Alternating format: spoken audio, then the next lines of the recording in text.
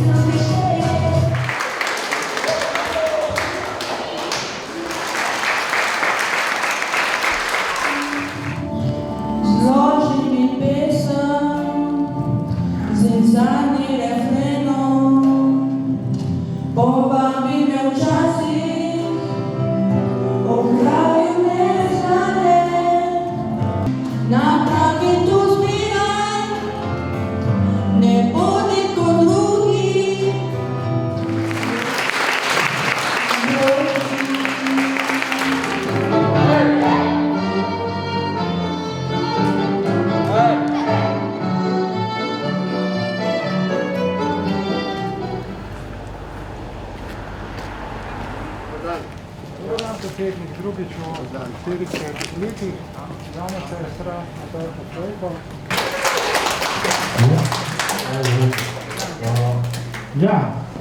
Skratka, lep pozdrav predsedniku Borutu Pahorju, lepo v bistvu, ker je prišel pogledati naše junake, ljudi, ki so preživeli COVID. Lep pozdrav. Dobar dan. Lep pozdrav župan. Lep pozdrav, dobar dan. Lep pozdrav vsem. Lep pozdrav. Zdravo. Lep pozdrav. Dobar dan. Vesela sem, da smo tukaj se zbrali tisti, ki smo v tej misli sodelovali, da so tukaj Država civilne zaščite uspeli stran, ki se bojuje z COVID-om. Zame je danes zelo poseben, srečen dan in jaz vas vse prosim, če lahko njim namenimo en aplavz.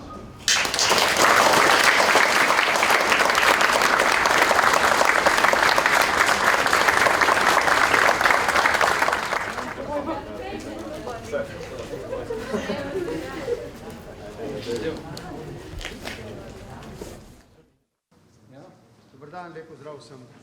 Dobar dan še v mojem imenu. Torej, v zaključku tega dela obiska predsednika Republike Slovenije, gospoda Boruta Pahorja, sledijo še sporočilo oziroma izjave za javnost, začne pa poveljnik regijskega štaba oziroma poveljnik civilne zaščite za Severno Primorsko, gospod Samuel Kosmač.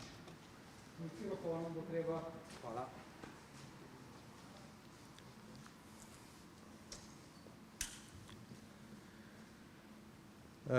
Današnji obisk predsednika države, gospoda Boruta Pahorja, predstavlja za nas, ki se spopadamo s to epidemijo, velika spodbuda za nadaljne delo. Vsi vemo, da ta epidemija že dolgo časa traja in verjetno se še kar nekaj časa ne bomo znebili, zato vsi rabimo pač neko tako spodbudo oziroma bi rekel dobro besedo, da se naprej borimo s tem. Hvala. Hvala. Poveljnik civilne zaščite Republike Slovenije, gospod Srečko Šestan, je tudi pripravil vse skupaj oziroma povabil predsednika države na ta obisk v našo regijo, torej na Severno Primorsko. Gospod Šestan, malček bliže mikrofonom, ne se bat ne bodo ugrizali, so rekli. Ne bojim se, jaz nobenega, Ervin. Lep pozdrav tudi z moje strani in najprej zahvala predsedniku, da si vzame čas, to je najin že 5. obisk, če bomo ustrajali do 13, bo še 8, naslednji teden gremo v Ptuj, tako da ste povabljeni nekaj gor, vem, da ste regijski, da boste prišli, ampak ne glede. Seveda gre zahvala vsem na vseh nivojih in vseh službah, ki se ukvarjajo z težavami, ki nam jih je povzročil ta COVID. Kot je tudi samo rekel in jaz sem se prepričal danes, da je ta regija in tudi občine v regiji delujejo dobro, čeprav je bilo nekaj takih, bom rekel, oscilacij v negativno smer, ampak vsakemu se zgodi, stvari se zdaj malo izboljšujejo, spreminjajo in jaz upam, da bo ta trend šel samo še v plus in da bomo počasi z pomočjo cepiv, ki upam, da bodo tudi prišla vsaj kolikor toliko normalno hitrostjo, uspeli tudi tako počasi zaključiti. Seveda, kot stroka pravi, tega se rešili ne bomo, ampak z nekimi manjšimi COVID gripami in kombinacijami v bodoče seveda bomo se morali naučiti živeti in še enkrat hvala vsem, ki pomagajo zdravstvu, pa seveda zdravstvu, ki je zdržalo in pa še enkrat hvala predsedniku, da si je vzel čas. Jaz vidim, da to veliko pomeni, predvsem za, mi rečemo temu, posebne kategorije ljudi. Danes smo videli v DSO-ju, videli smo v šoli za učence s posebnimi potrebami in jaz mislim, da je ta smer ta prava in da jo bova zdržala do konca, tako da povabljeni tudi na naslednje dogodke. Hvala lepa. Hvala lepa, gospod Srečko Šestan. Ker smo pač v tej regijski bolnišnici, sicer pri tem urgentnem vhodu, je z nami tudi vršilec dolžnosti poslovnega direktorja bolnišnice, magister Ernest Gortan, prosim. Lep pozdrav tudi z moje strani. Najprej zahvala predsedniku Republike, gospodu Borutu Pahorju, za ta obisk. Veliko nam pomeni, zahvala ravno tako županom mestne občine Nova Gorica in pa občine Šempeter Vrtojba za njihovo podporo. In pa rad bi se pa predvsem zahvalil danes predstavnikom civilne zaščite. Veliko nam pomeni njihova podpora konkretno na terenu. Kontejnerji, ki jih tukaj vidimo, so jih zagotovili oni, ravno tako šotor, kjer imamo izolacijsko ambulanto, to je njihova zasluga, da ne omenjam dnevno podporo, ki nam jo dajo pri raznih prevozih in pa drugih logističnih zalogajih. Ta podpora nam pomeni veliko motivacijo za nadaljnje delo. Zaposleni bolnišnice Franca Derganca Nova Gorica smo ponosni, da delamo v zdravstvu, ponosni smo na to, da smo del zdravstvenega sistema Republike Slovenije in ta epidemija je prinesla tudi nekaj dobrih stvari, prinesla je zavedanje o tem, da je zdravje potrebno investirati, da je potrebno negovati to ključno človekovo vrednoto in prinesla je zavedanje, da je potrebno predvsem skupno delo, da se odpravijo tudi najvišje ovire. Jaz upam, da bo to zavedanje nadaljevalo, da se bo nadaljevalo tudi potem, ko bo epidemija izzvenela. Hvala. Hvala lepa, gospod Gortan. Torej, regijska bolnišnica je v drugi občini, kot je mestna občina, torej občini Šempeter Vrtojba, zato tudi župan Milan Turk danes tu z nami. Beseda pa pripada županu mestne občine oziroma glavne občine celotne regije, torej Nove Gorice, dr. Klemen Mišek. Hvala, ker ste mi namenili to čas, da predstavljam celo regijo, zelo tesno povezano regijo. Situacija epidemije nas je župane še tesneje povezala in kar je še bolj pomembno, povezala je institucije, civilno družbo in prostovoljce. Sem ponosen, da sem lahko danes predsedniku predstavil našo situacijo skupaj z predstavniki ustanov, ki so ključno prispevali k temu, da smo se uspešno odzvali v tej situaciji, tako v prvem valu, ko smo bili prvi na udaru, kot sedaj v drugem valu. Se pravi, zdravstvene ustanove, civilna zaščita, občinske ustanove, organizacije, prostovoljci, skupaj smo zagotovili, da je bil naš odziv tak, kot se za neko povezano skupnost, ki temelji na solidarnosti, tudi spodobi. V zadnjem času smo s številkami poskočili, kljub temu, da smo se dolgo dobro držali.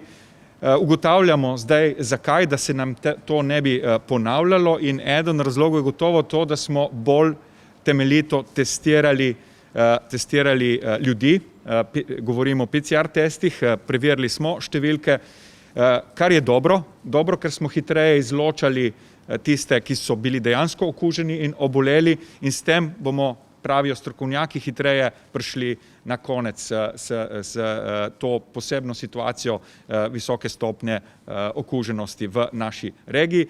Treba pa tudi razumeti potem statistično, ko se ukrepe uvajajo, ko se ukrepi uvajajo, zakaj je katera regija bolj rdeča, bolj črna kot katera druga, da se pri tem ne dela krivic. Toliko z moje strani in še enkrat hvala vsem institucijam, ki ste tudi danes tu prisotne. Samo z vami skupaj smo lahko to tako uspešno naslovili in tudi sam sem imel priložnost videti te institucije v akciji v najbolj kočljivih trenutkih. Tako da hvala. Hvala, gospod Miklovič, torej župan po številu prebivalcev tudi največje občine Slovenije. Lahko bi rekel kar Tomaž Šuštek. Spoštovane gospe in gospodje, danes me prevzemajo močna čustva. Prvič po zelo dolgem času sem prestopil v vrata šole in doma za starejše občane. Prevzeli so me občutki velike sreče in kot sem bil dejal otrokom in našim najstarejšim, želim to videti kot neko znamenje boljšega časa, v katerem bomo dokončno premagali to bolezen, se posvetili problemom, ki jih je pustila za seboj, socialnim, duševnim in drugim stiskam ljudi, se posvetili okrevanju in upam, morda že skupaj vsi enotno praznovali konec junija 30. obletnico ustanovitve naše samostojne države. To je moj 5. regijski obisk. Tudi tukaj moramo paziti z velikim veseljem eno izjemno profesionalnost, eno izjemno solidarnost in ne rečem človečnost, ki je pomagala, da smo v teh zelo zahtevnih časih pomagali najbolj ranljivim skupinam ljudi. Ob tem moram ugotoviti, da je to terjalo svoj davek, da so tudi naše človeške moči na koncu v tem smislu, da smo vsi utrujeni, naveličani te situacije, vendar, prosim, razumemo klic tistih, ki se že ves ta čas ukvarjajo s temi težavami in najbolj optimistično in z nekim pogumom gledajo v to finalno etapo soočanja s krizo in kličejo, ne bodimo pasivni, ne bodimo ravnodušni, ne bodimo negativni, dajmo dati od sebe vse najboljše in dajmo priti skupaj čez ciljno črto. Zdi se mi pomembno, da nam tudi podatki vlivajo upanje. Jaz nisem poklican, da bi jih dajal ali interpretiral, vendar jih tako kot vi seveda spremljam. Ti podatki zbujajo upanje, zlasti zato, da bomo lahko v celotni državi kmalu odprli vrata šol za prvo triletje osnovnošolcem. To se mi zdi, da bo najbolj odleglo vsem nam, da bo to za vse nas eno znamenje, da se vendarle vračamo v normalne razmere. Veste, da nikoli ne komentiram ukrepov vlade, da se jih poskušam čim bolj držati, ne pa rečem, ker vem, da vas tudi to zanima. Se pridružujem tistim, ki menijo, da ne bodo šole zadnji prostor, ki se zapira in prvi, ki se odpira in da na tem gradi celotna strategija upravljanja z finalnim delom te krize. Na koncu bi rad rekel še nekaj stvari.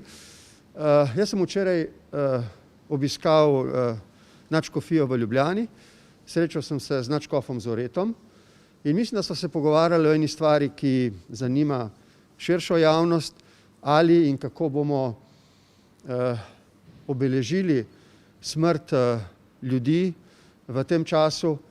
Menila sva, da bi bilo primerno, pietetno, če to storimo morda že v marcu, morda ob dnevu, ko smo zvedeli za prvo žrtev covida, na en način, ki bo pomiril naše ranjene duše, tudi duše svojcev, ki so izgubili ljudi in nas morda v tistem trenutku bolečine in spomina povezal kot skupnost še dodatno. Cepljenje, koliko razumem, poteka tako, kot je načrtovano. Razumem, da je prišlo tukaj do nekaterih rezerv pri dobavah, ne samo v Slovenijo, v vsej Evropski uniji. Ker sem deležen teh vprašanj, naj tudi odgovorim kar tukaj vam. Če in kolikor bo Evropska agencija za zdravila odobrila tudi rusko cepivo, je to samo še dodaten razlog za optimizem, da bo teh cepiv dovolj v kratkem času, da bomo dosegli precepljenost, in jaz sem se pripravljen, ko pridem na vrsto, cepiti z vsakim cepivom, ki mi ga bodo pristojne službe dale kot pomoč. In tako seveda tudi izkoriščam to priložnost, da pozovem vse, ki morda še razmišljajo o tem, ali bi se cepili ali ne, da o tem razmišljajo in da sprejmejo pozitivno odločitev. Prej kot bomo precepljeni, prej se bomo rešili težav, s katerimi se soočamo. In na koncu, dejal sem, da na teh regijskih sestankih še zlasti opozarjajo pristojni, nenazadnje tudi najbolj poklicani v bolnišnicah, da so seveda z izjemnimi človeškimi napori zaposleni, osebje, zdravniki, sestre in drugi, zmogli upravljati z to težko zdravstveno krizo. Vendar bi bilo zelo zmotno, naivno pričakovati, da so problemi v zdravstvenem sistemu, ki so bili vidni vsem nam še pred krizo, po krizi manjši. Nasprotno. Poglabljajo se in jaz mislim, da bo že zdaj v finalu soočenja za zdravstveno krizo nastopil čas za odgovorno politiko, da razume potrebo po nekaterih strukturnih spremembah v zdravstvenem sistemu, ki bodo omogočile, da bo ostal ta kakovosten, dostopen, govorim zlasti o javnem zdravstvenem sistemu, za vse.